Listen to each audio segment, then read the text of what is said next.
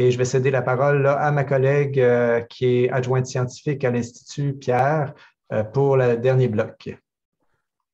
Merci Jean-François. Bonjour à tous. On est rendu au quatrième et dernier bloc, dans le fond, dernier thème de l'Assemblée aujourd'hui. Même si on en a déjà parlé beaucoup au cours des dernières heures ensemble. Donc, on va s'attarder davantage cette fois-ci à la gouvernance collaborative et à l'intersectorialité. Notre première présentatrice est Martine Charec, qui est professeure adjointe au département des sciences de la santé communautaire à l'Université de Sherbrooke et qui est aussi chercheuse à l'Institut universitaire. Alors, Madame Charec, je vous laisserai ouvrir votre caméra pour nous parler un petit peu de ces deux notions pendant les prochaines minutes.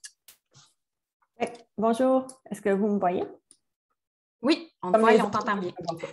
Je vais y aller tout de suite. C'est ça, moi je vais vous présenter l'intersectorialité et la gouvernance collaborative. Donc, peut-être commencer par quelques définitions.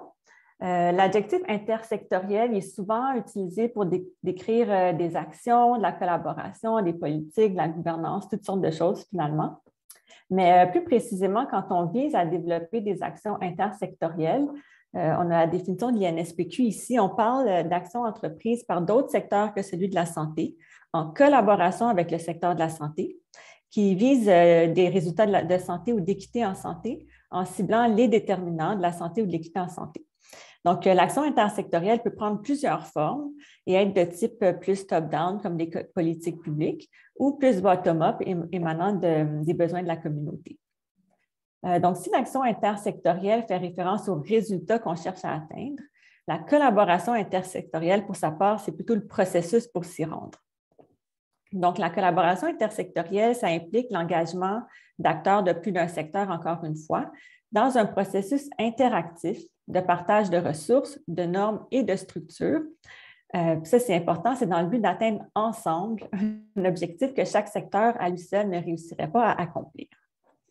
Donc, quand on parle d'intersectorialité, on parle de plusieurs secteurs comme la famille, l'éducation, l'emploi, le logement, la sécurité publique, le transport, mais aussi de plusieurs types d'acteurs comme les acteurs des gouvernements, des réseaux publics, du municipal, les organismes communautaires et sans oublier les citoyens. Donc, par exemple, dans la démarche, juste revenir en arrière, dans la démarche de développement social dont vient de parler André Poulain dans le quartier Marie-Reine de Sherbrooke, qui est présentement en cours, cette démarche-là a été initiée en fait par des acteurs de l'école primaire du quartier, de la ville de Sherbrooke et du CIUS.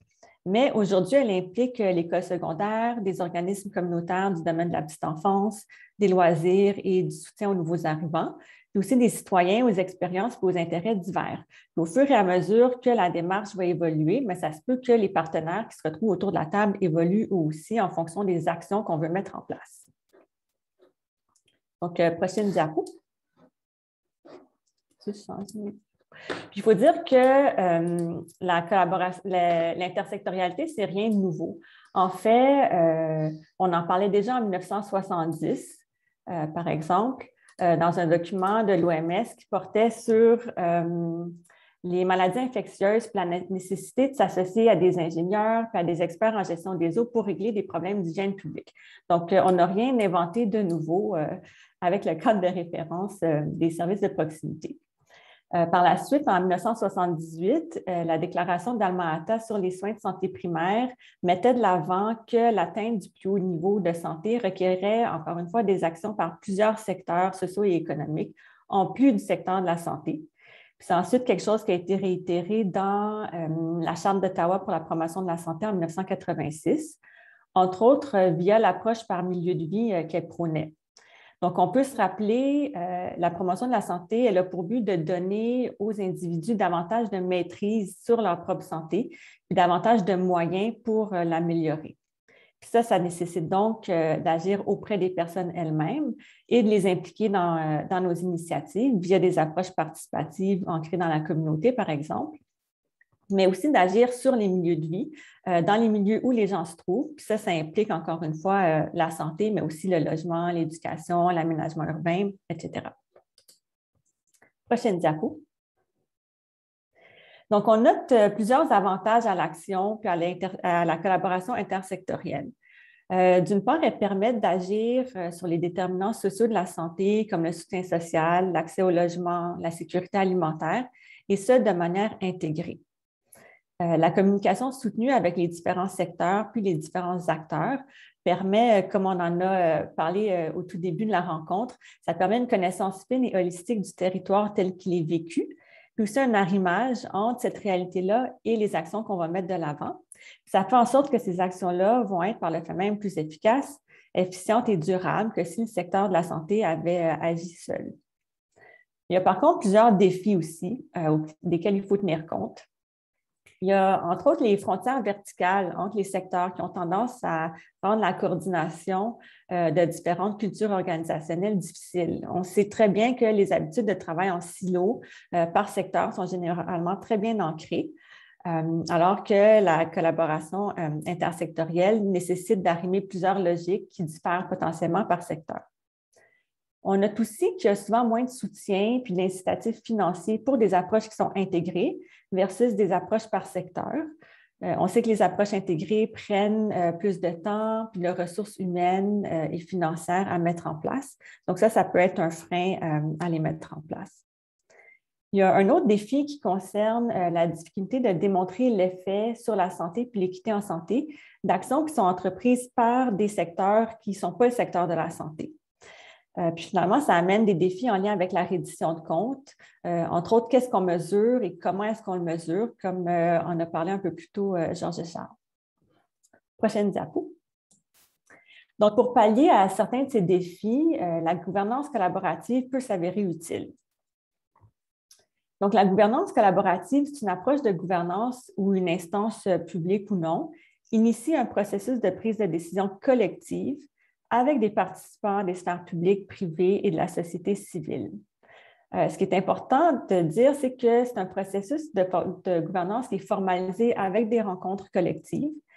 Ça vise à prendre des décisions, on dit ici par consensus, mais comme l'a mentionné Baptiste, je pense que c'est certain, c'est important de tenir compte que dans certaines instances, il risque d'avoir de la polyphonie, puis tout le monde ne sera pas toujours d'accord. Donc, il va falloir accommoder un peu nos approches à cette polyphonie-là.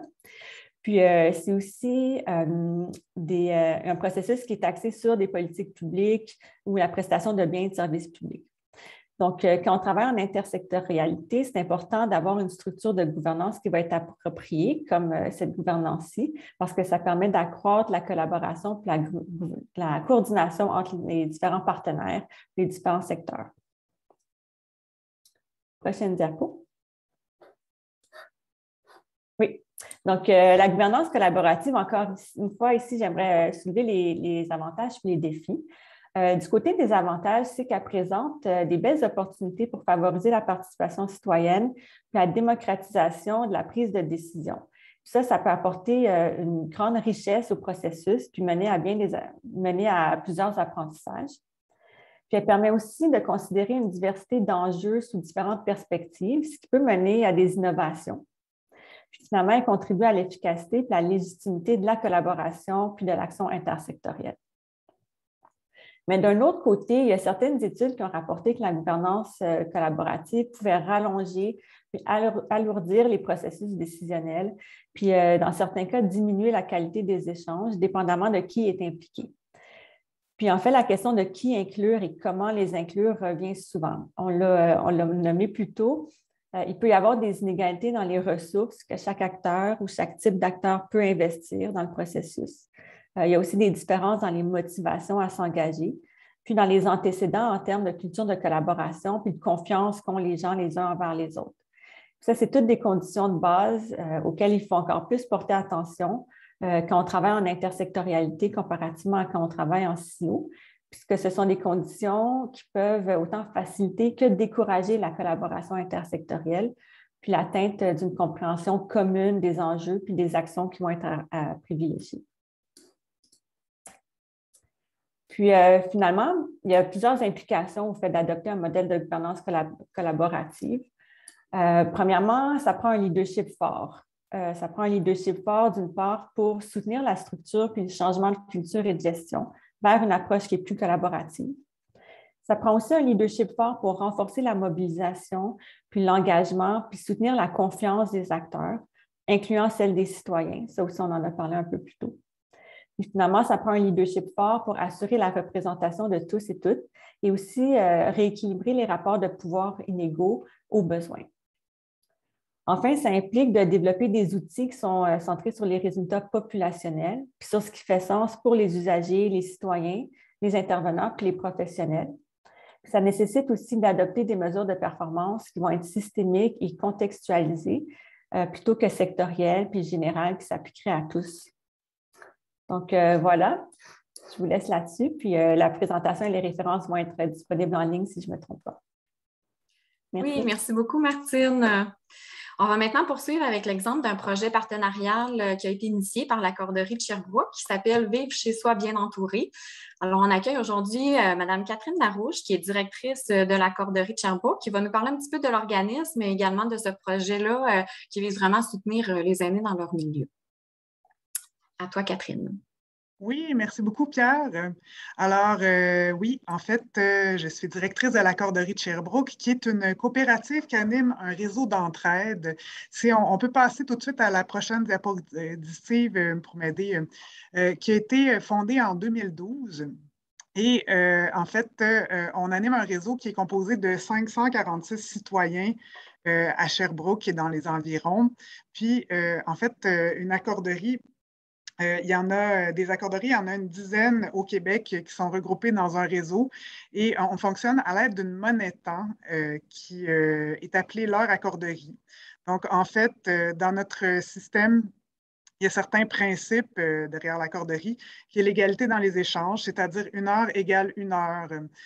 Donc, en fait, tous nos membres sont considérés égaux, qu'ils offrent un service de ménage ou bien d'aide à la comptabilité, de cours de musique ou de transport, par exemple.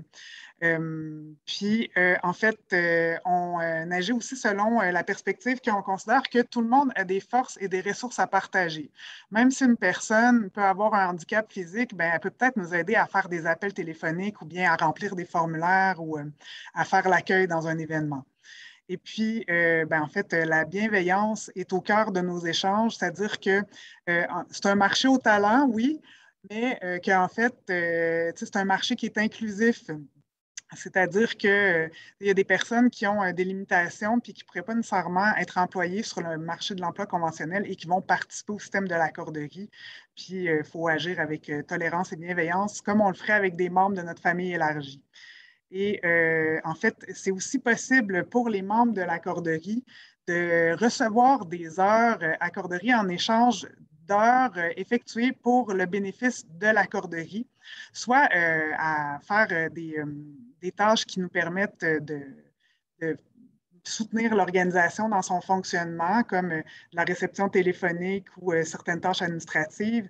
Mais aussi, en fait, l'accorderie a démarré dans le quartier Ascot, près du Mont-Bellevue, le Baobab Café de quartier. Et c'est possible pour nos membres de venir faire des heures accorderie, soit en cuisine, à la réception d'événements ou à l'animation, par exemple.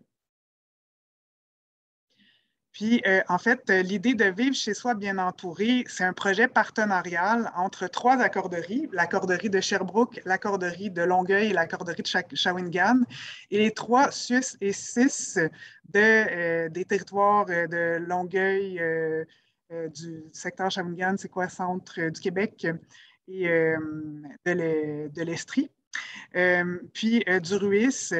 Puis, en fait, l'objectif du projet, c'est d'apporter une contribution au maintien à domicile des personnes âgées par la mise en œuvre d'une intervention de proximité qui s'appuie sur les capacités d'entraide d'une communauté locale mobilisée et soutenue par les accorderies. Et c'est un projet qu'on a élaboré avec l'Institut de première ligne, universitaire de première ligne en soins de santé et services sociaux, parce que, entre autres, à l'accorderie, on a remarqué qu'on est un réseau d'entraide intergénérationnelle, c'est-à-dire qu'il y a des gens de 18 à 100 ans qui sont membres de l'accorderie, puis à peu près une vingtaine de % par tranche d'âge, par quinzaine d'années. Mais on a remarqué que si les 65 ans et plus forment à peu près 20 % de nos membres, c'est eux qui font à peu près 50 % des échanges. Donc, en fait, c'est autant eux qui donnent et qui reçoivent le plus à l'accorderie. les leviers du partenariat pour ce projet-là qui vise en fait à une collaboration avec, avec le réseau de la santé, les intervenants qui soutiennent les aînés à domicile pour faire une action en fait pour soutenir davantage les aînés qui sont utilisateurs du CIUS. En fait, les leviers du partenariat, c'est qu'on reconnaît l'impact positif de l'entraide sur la qualité de vie des aînés, qu'il y a des relayeurs au sein de l'établissement pour aider à ancrer le projet et un grand soutien aussi de l'équipe de recherche de Paul Morin. Et puis, il y a une ouverture des gestionnaires des différents secteurs. En fait, il y a une ouverture de gestionnaires en santé, mais on collabore aussi particulièrement, en fait, depuis le démarrage de la corderie, avec la Fédération des coopératives d'habitation de l'Estrie, qui, eux, sont plus dans le secteur du logement. Et on a des collaborations avec d'autres organismes aînés aussi. Les défis du partenariat, en fait, il y a une précarité du financement et des ressources au niveau des accorderies qui, bien que ça fait une vingtaine d'années qu'il existe des accorderies au Québec, n'ont pas de financement à la mission. Ce qui fait qu'on vit essentiellement avec du financement par projet. Il y a des gestionnaires qui sont réceptifs dans le réseau de la santé, mais on a un enjeu d'insérer l'action dans un contexte de crise sanitaire qui fait que tout le monde est très, très occupé à gérer toutes sortes de problématiques. Et puis, en fait, il y a l'arrimage entre l'action citoyenne et celle du réseau. En fait, en action citoyenne, on a notre propre culture, nos propres manières de faire, puis le réseau a aussi son propre contexte et sa culture. Donc, des fois, en fait, éventuellement, ça peut poser un défi là, de collaborer ensemble. Puis, en fait, dans les perspectives du projet, on veut développer des procédés gagnants pour mobiliser davantage les citoyens pour soutenir le maintien à domicile des aînés, développer des réseaux d'entraide à l'échelle des territoires, avoir en fait un apport de la recherche pour soutenir l'amélioration de nos manières de faire. Puis, en fait, on espère que ce projet-là va amener une évolution du modèle accorderie pour accroître son impact auprès de différentes populations vulnérables. Je pense que ça fait pas mal le tour. Oui, merci beaucoup, Catherine. C'est un bel exemple de projet vraiment de partenariat avec le réseau de la santé, organismes communautaires dans les milieux, tout ça. Vraiment intéressant, merci. Donc, on arriverait au moment aussi où on va accueillir 3 discutants qui vont venir nous parler de leur expérience puis réagir autour du thème là, de la gouvernance collaborative et de l'intersectorialité. Notre première discutante va être Pauline Dumoulin. C'est une citoyenne super engagée dans son milieu et aussi membre de la table régionale de concertation des aînés. Alors, Madame Dumoulin, je vous laisserai quelques minutes pour réagir à ce que vous venez d'entendre à partir de votre expérience. Bonjour tout le monde. La réaction est un petit peu ambiguë parce que pour moi, je vis dans un village, hein, je ne vis pas en grosse ville. Alors, déjà en partant, c'est différent comme approche. Le monde, on est habitué à travailler entre nous, c'est-à-dire un peu ce que la corderie fait, mais sans définir des services très attitrés. Je t'ai donné 1 heure, tu me donnes 1 heure, là, bon, il y a des affaires comme ça. Alors, puis j'ai aussi beaucoup de personnes âgées qui sont seuls et analphabètes. Alors, ça aussi, ça crée une autre perspective. La compréhension du système est très mal connue. Ils ne comprennent pas tous les rouages de comment, si je reprends les premiers termes du début, s'enligner avec le système, puis téléphonique, les rendez-vous, puis la compréhension des nouvelles aussi, ça a l'air niaiseux, là, mais je prends un exemple de ce matin, je te l'ai donné un bain à une résidente qui est seule, il était en crise. J'ai dit, mon Dieu, qu'est-ce qui se passe? Elle m'a dit, là, il va y avoir une grève généralisée partout, tout va fermer. Là, je dis, de quoi tu parles? Elle avait entendu que c'était le CPE, mais elle n'a pas fait le lien avec CPE. Pour elle, là, c'était le tout. Alors, ce que je veux dire, c'est que souvent, on ne se met pas dans le contexte que tout le monde est comme très instruit ou très à l'afflux de tout ce qui se passe. Puis pour ce qui est du système de santé avec le CIUS, même moi-même qui travaille en CIUS, je trouve ça déjà compliqué. Alors, imaginez une personne qui ne connaît pas du tout le langage du CIUS et du réseau de santé, déjà en partant, c'est très difficile. Alors, nous, on a tendance, là, quand je parle de nous, c'est toutes les tables de concertation, la FADOC, on essaie d'approcher notre monde pour essayer de les éduquer, d'essayer de les aider à comprendre le système. Mais je prends l'exemple que je m'occupe d'un couple aussi qui, présentement, sont seuls, ont 77 ans, ils n'ont pas aucune famille, là. Quand je dis famille, ils n'ont pas du tout. Elle a la sclérose en plaques très avancée. Lui, il a le Parkinson assez avancé avec un petit peu de démence. Et du jour au lendemain, les 2 médecins les ont lâchés. Alors, ils ne savent plus quoi faire, là. T'sais? Alors, une chance que je suis dans le paysage. Mais si je n'aurais pas été dans le paysage, là, pour eux, là, c'est très difficile.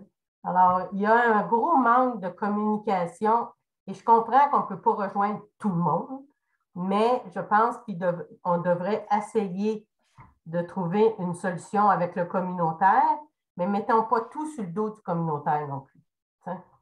Parce que, je veux dire, on est quand même pas financièrement très attelé et puis, c'est pas tout le monde qui est habitué. Alors, un petit peu, en gros, là, c'était un peu ça. Moi, je ne parlerai pas du logement parce que je sais que M. Guillaume va en parler certainement. T'sais? Mais pour ce qui est du logement, ça aussi, c'est une autre histoire. Merci beaucoup, Madame Dumoulin. Vous nous rappelez vraiment l'importance d'aller dans les milieux, de se rapprocher de la population. Les services de proximité, c'est ce que ça vise. Toute l'importance aussi dont on parlait aussi tantôt là, du reaching out, d'aller dans les milieux. Ça fait même des liens, comme vous le disiez, aussi avec toute l'accessibilité aussi, là, connaître les services, savoir comment y avoir accès, tout ça. Fait que c'est vraiment des beaux liens que vous faites. Là. Oui, merci. Je pense qu'il faut prendre avec les conseillers aussi dans les municipalités. Les conseillers et les élus là, qui appellent, là. C'est-à-dire, souvent, les MADA, c'est intéressant pour ça, là, justement. Mais je vais laisser la place aux autres.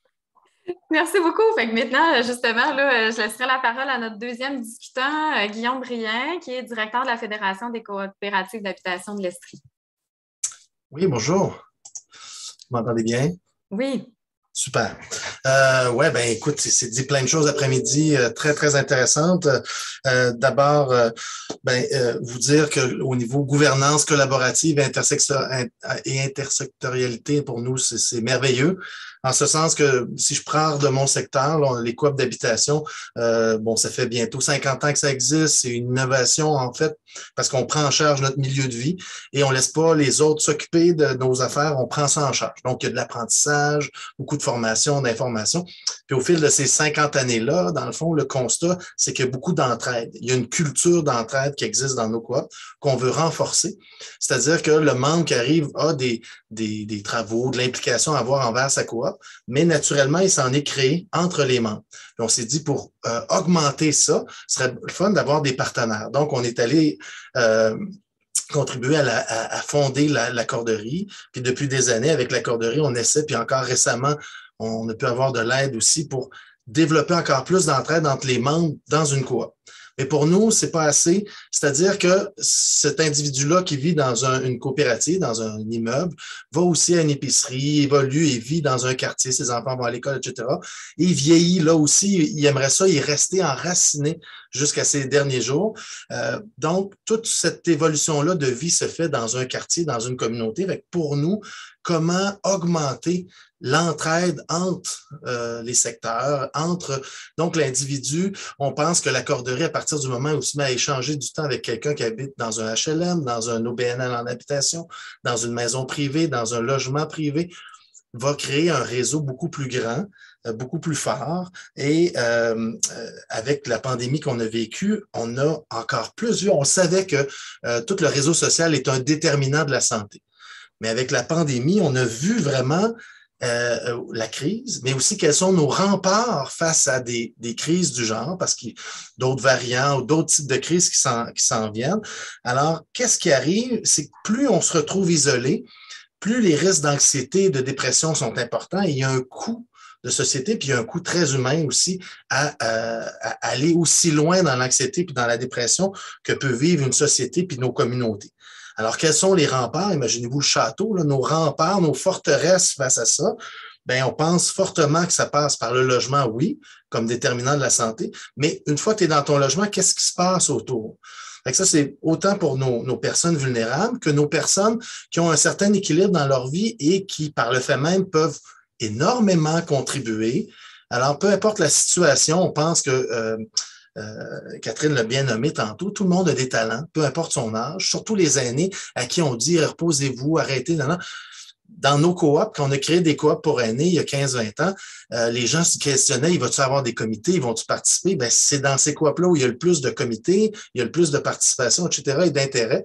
Donc, on vient défaire comme ça des mythes que c'est bien mieux que chacun fasse son bout, mais en le faisant ensemble, ce qu'on fait beaucoup dans les coops, là, assez naturellement, c'est dans notre ADN, là, mais ça, on a démontré la grande résilience qu'on a.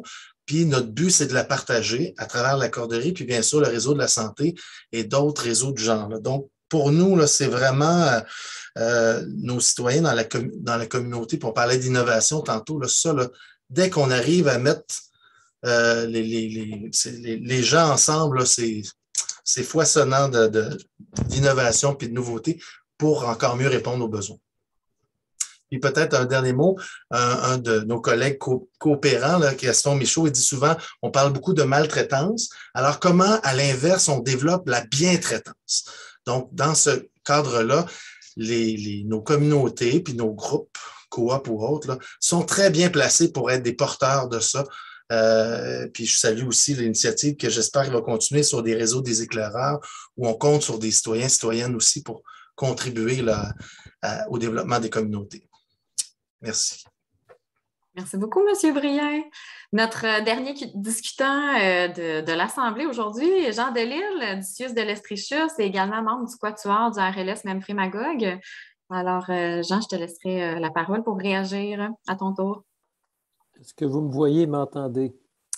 On t'entend, mais on ne te voit pas. Moi, je ne te vois pas, c'est noir. Bon, mais ça me dit que c'est ma caméra qui était fermée comme ça. C'est mieux. Alors, c'est un défi de terminer la journée avec tout ce qui s'est discuté cet après-midi.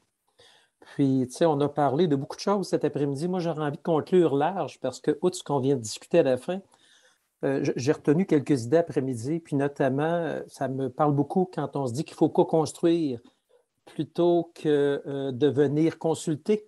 Alors, puis on s'est parlé de posture, on s'est parlé de beaucoup d'éléments. Puis pour nos partenaires, parce que là, dans le fond, j'entendais tantôt madame dire que c'est compliqué, les histoires de CIUS. Moi, je pensais qu'être en CIUS, c'était un blasphème, mais je viens de comprendre que c'était le nom de mon établissement.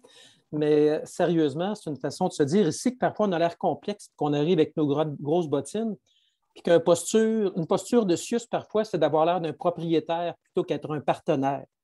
Puis ce que j'ai entendu toute l'après-midi, puis j'ai entendu encore tantôt, dans les initiatives dont on se parle, c'est qu'il y a beaucoup de créativité, beaucoup d'intention, beaucoup de disponibilité pour aller au-devant des gens qui ont besoin de nous, parce qu'on est aussi des citoyens comme personne. Ce n'est pas juste qu'on va au-devant des citoyens, on est des citoyens aussi. Puis tout le principe de co-construction, de faire ensemble et de faire émerger ce qui vient des initiatives locales, des initiatives citoyennes, communautaires, plutôt que d'arriver, comme je l'entendais tantôt, en top-down. Tout ça après-midi, là, parce que je suis sorti avec tellement d'idées, là, puis j'ai de la misère à me dire sur quoi je focus après-midi. Parce que c'est beaucoup de blocs après-midi qu'on a partagés sur comment construire avec notre communauté. C'est ce que je retiens de cet après-midi. Dans le territoire que je représente comme directeur désigné, réseau local Memphremagog, tu sais, il y a beaucoup de choses qu'on a partagées cet après-midi que j'ai envie de reprendre lundi dans ma posture, dans ma façon d'aborder ou dans ma présence auprès de mes partenaires et collègues et co-citoyens. Et je résumerai ça en disant qu'il y a plein de choses qu'on s'est dit après-midi, qu'il y a plein de concepts, il y a plein de cadres, il y a plein de... Mais il y a surtout beaucoup d'énergie qui vient des gens, dans leur posture, dans leur intention, mais surtout dans leur ouverture. J'ai entendu beaucoup de conditions dans les dernières interventions qui disaient « Soyez attentifs à l'autre, soyez ouverts, venez pas expliquer, venez accueillir. » Et là, je retourne au début de l'après-midi quand un de nos collègues parlaient d'être non pas des experts, mais des accompagnateurs. Fait que moi, j'aurais envie de te dire, j'ai de la misère à choisir dans la dernière présentation. J'ai l'impression d'avoir ramassé beaucoup de blocs d'informations tout l'après-midi. Je ne sais pas si ça conclurait bien comme ça, Pierre, là, mais ça conclurait très bien. C'est vraiment c'est très pertinent, Jean, puis tu as vraiment beaucoup de liens justement avec tout ce qui s'est partagé aujourd'hui. On a encore quelques minutes quand même. Fait que Martine et Catherine, je vous inviterai peut-être à ouvrir votre caméra aussi. Si vous avez des questions, encore une fois, là, dans la conversation, n'hésitez pas à y aller. Peut-être juste souligner, là, Madame Dumoulin, que votre présentation a été beaucoup appréciée. Fait que vraiment, je tenais à le souligner. Dans les commentaires, c'est là. Puis on soulignait justement le lien que vous faites important entre le filet social puis le réseau de la santé et services sociaux. Là. Fait que je ne sais pas s'il y en avait d'entre vous qui voulaient réagir à ce que les autres ont dit. Moi, je voulais juste préciser que moi, j'appartiens à la table de concertation de l'Estrie, mais aussi de ma table de Val-des-Sources, qui est Asbestos. Et c'est important que le CIUS se présente à la table. C'est important qu'il entende ce que les groupes communautaires ont à lui dire. Parce que, je veux dire, c'est notre lien avec eux, avec le CIUS, justement. Alors, puis souvent, ils ne se présentent pas aux tables pour X raisons, puis je peux comprendre, là, mais non, c'est vraiment important qu'il faut qu'il y ait un lien tout le temps établi pour qu'on puisse continuer à travailler ensemble. J'ai fini. Non, mais ça fait tellement de sens, hein, puis ça fait du coup sur ce que disait justement Jean, dans le faire ensemble, il faut être présent, ça c'est clair, pour réussir à co-construire. Catherine, est-ce que... oui, Guillaume. Je vais y aller après Catherine. Hein. Non, ça va, tu peux y aller. Tantôt, on parlait de pénurie de main-d'œuvre, donc ça veut dire qu'il va y avoir beaucoup d'immigration, ce qui est une très bonne chose. En même temps, pour garder les personnes qui vont venir s'installer, ça prend de l'habitation, ça prend des milieux de vie intéressants. Moi, je pense qu'on a un rôle à jouer parce que ce que ça va même avoir comme impact, si on n'a pas les capacités à attirer et garder les gens, c'est qu'on dans nos réseaux, santé communautaire et autres, c'est qu'on va avoir une grave pénurie, puis là, ça va entraîner d'autres choses. Tantôt, j'entendais dans une des présentations, ça va nous amener à être innovant. Oui, mais je pense que aussi, ça va être d'autant plus important là, de le penser, de le mettre comme un enjeu. Parce qu'on veut aider nos clientèles vulnérables. Ça nous prend des gens aussi, puis si on n'a plus personne pour le faire, ou beaucoup moins, il y a une espèce de cercle vicieux. Récemment, je voyais une présentation qui disait qu'on en a pour 10 ans avant de réussir à sortir la tête de l'eau par rapport à la pénurie de main-d'œuvre. Donc, c'est un enjeu qui m'apparaît qu'on doit collectivement prendre en charge. Et santé, logement communautaire et autres, là, c'est fondamental. Tout à fait. Puis ça affecte, dans le fond, tous les milieux aussi. Là. Et Pierre, me permets-tu? Bien sûr. Parce qu'on parle du communautaire, on parle des initiatives citoyennes, on parle du CIUS, puis moi, j'ose parler des fondations aussi. Sur le territoire Memphremagog, on essaie de sortir de l'hôpital et d'aller soutenir des initiatives dans la communauté. Je fais un lien avec ce que monsieur vient de dire. La pénurie de main-d'œuvre, un exemple, territoire Memphremagog, une des initiatives récentes. Peut-on avoir un milieu de garde réservé pour les travailleurs de la santé, public ou communautaire?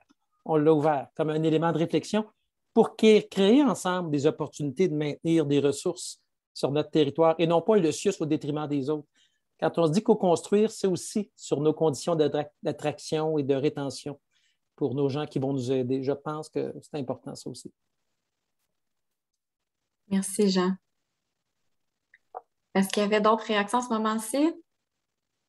On voit vraiment, hein, je pense qu'on le sent aujourd'hui, là, on est très, c'est très inspirant, contente, comme tu disais, Jean, que tu repartes avec des choses qui te parlent et qui vont te permettre de passer à l'action, comme l'a dit un peu Marc-Claude Beaulieu aussi. On voit déjà qu'il y a beaucoup d'actions en cours. On a eu la chance d'avoir plein de projets intéressants qui nous ont été présentés. Je pense qu'il faut vraiment continuer dans cette avenue-là là, pour les prochaines années pour aller encore plus loin par rapport aux services de proximité pour le développement de la première ligne dans les RLS, dans les milieux auprès de la population. Et puis, si tu le permets en quelques secondes, l'autre chose aussi qu'on voit dans les politiques sociales qui se développent, puis les politiques, puis les enlignements, ça nous prend maintenant, encore plus depuis la pandémie, des recherches qui viennent appuyer là, ce qu'on dit, puis ce qui s'est dit après-midi. Il y a beaucoup de pratiques, de recherche, d'intuition, il y a tout un mix de ça. Mais de plus en plus, pour faire bouger, peu importe le gouvernement, là, ça nous prend des recherches qui viennent appuyer ça. Donc, ça met encore plus l'importance, ce que fait l'Institut l'Institut de l'universitaire, ce que fait l'OEDC et d'autres partenaires aussi au niveau de la recherche, ça vient vraiment, vraiment nous appuyer dans nos démarches au niveau de la pratique. Puis moi, en fait, j'aimerais aussi parler de toute l'approche de co-construction puis de l'enjeu du développement territorial, que en fait, c'est sûr, je prêchais pour ma paroisse à la Corderie. Nous, on travaille avec des gens qui viennent de tous horizons puis qui habitent un territoire donné. Mais pour l'instant, on n'est pas des organisations communautaires reconnues. Puis donc, au niveau des ressources financières et humaines, ce n'est pas toujours facile. Mais c'est ça, si on veut vraiment travailler avec cette approche-là qui est de mobiliser les citoyens pour répondre aux besoins de leur propre communauté puis des gens qui habitent proche d'eux. Merci, Catherine. Sur ce, s'il n'y avait pas d'autres réactions, j'aurais tendance à laisser le mot de la fin maintenant à Paul Morin et à Robin Marie Coleman pour la fermeture, la clôture de l'Assemblée.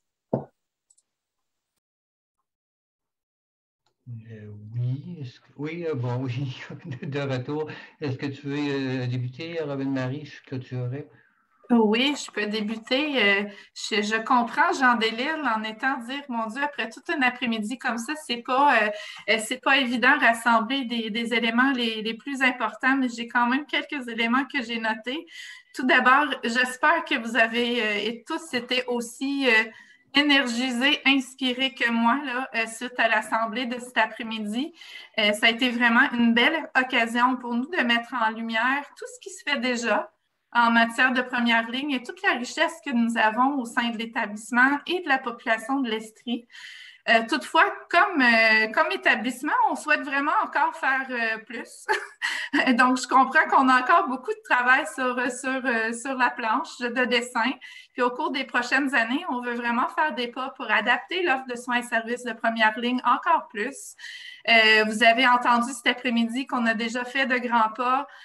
Par exemple, avec l'adoption d'un cadre de référence sur la responsabilité populationnelle et le développement des communautés, aussi avec la mise en place des équipes RLS, mais on veut aller beaucoup plus loin au cours des prochaines années pour assurer que les continuums de soins et services sont vraiment adaptés aux besoins particuliers de nos réseaux locaux de services, de nos communautés. On veut aussi faire des pas importants, un élément que j'ai entendu cet après-midi par rapport à la simplification des portes d'entrée de soins et services pour notre population, pour faciliter l'accès et de voir les personnes en fonction de leur globalité et non pas en fonction, par exemple, de l'ensemble de leurs besoins et non pas nécessairement en fonction des silos des programmes services.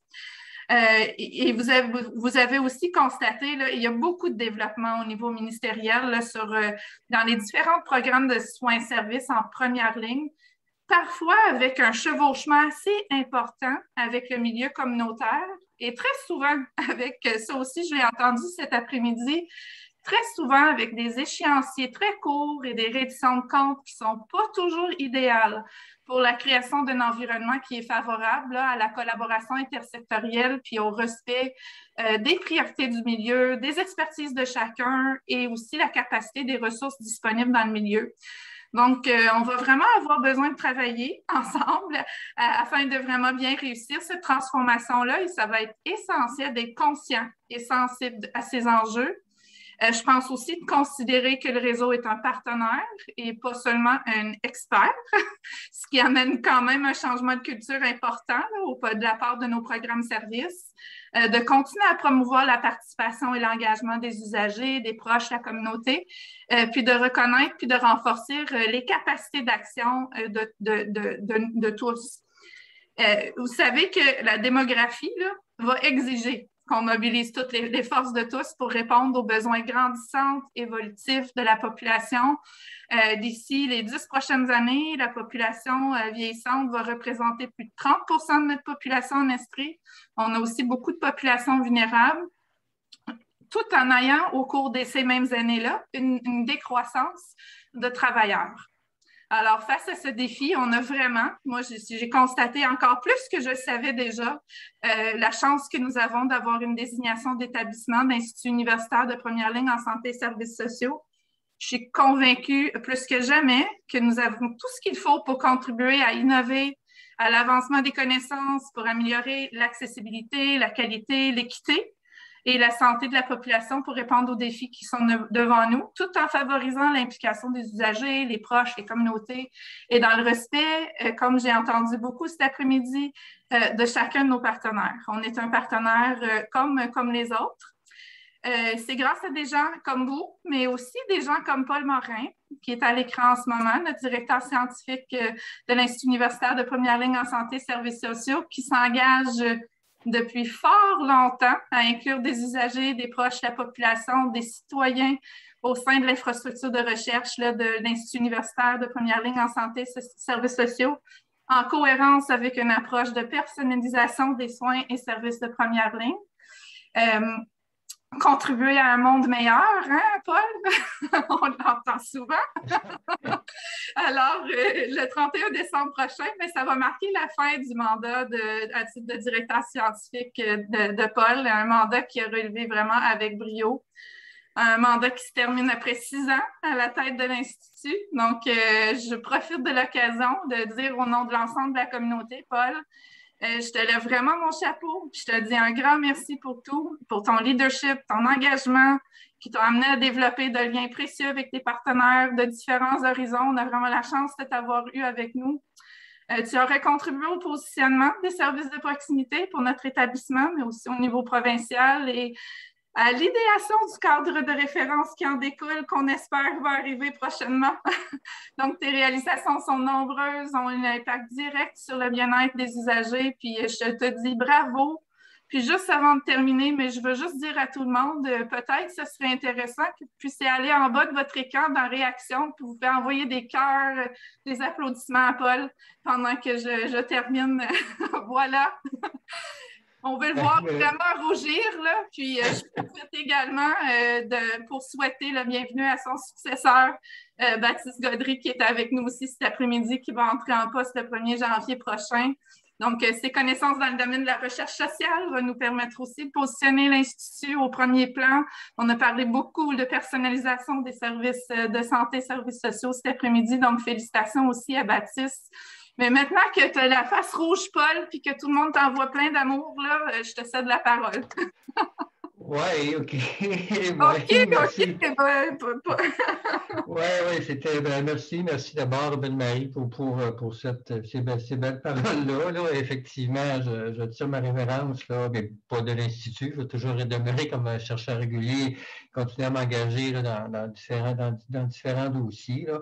Ça a été des années qui ont vite passé, mais des belles années, là, malgré le contexte un peu difficile ces dernières années, là, mais bon, quand même. Je voulais mentionner aussi, bon, je pense que c'était implicite, là, Robin-Marie, dans ce que tu as dit aussi, que, bon, l'Institut, c'est aussi l'équipe, hein? C'est aussi l'équipe, et on a vu, je pense, cet après-midi, le bel engagement de l'ensemble de l'équipe. Donc, je suis fier d'avoir été le responsable durant ces années-là de cette belle équipe-là. Et je pense que la présentation d'aujourd'hui, enfin, l'assemblée annuelle d'aujourd'hui montre bien l'engagement de l'équipe. Bon, écoutez, je suis un peu déstabilisé, là. Je voulais simplement dire qu'au niveau par rapport à ce qui s'est dit aujourd'hui, c'était effectivement très riche. Je pense que ça nous conforte là, que les orientations nous parlent. Effectivement, que j'ai vu la réaction et je pense qu'il y a une très grande richesse, très grand potentiel qu'effectivement ces orientations-là, ce cadre de référence-là va nous inspirer, il va nous mobiliser. C'est ce qu'on cherche à faire. Donc, et donc, tout ça pour dire que le renouvellement de l'approche communautaire, je pense que c'est une belle. Que l'Assemblée d'aujourd'hui est un bel exemple, que le renouvellement de l'approche communautaire qu'on a mis de l'avant vous parle.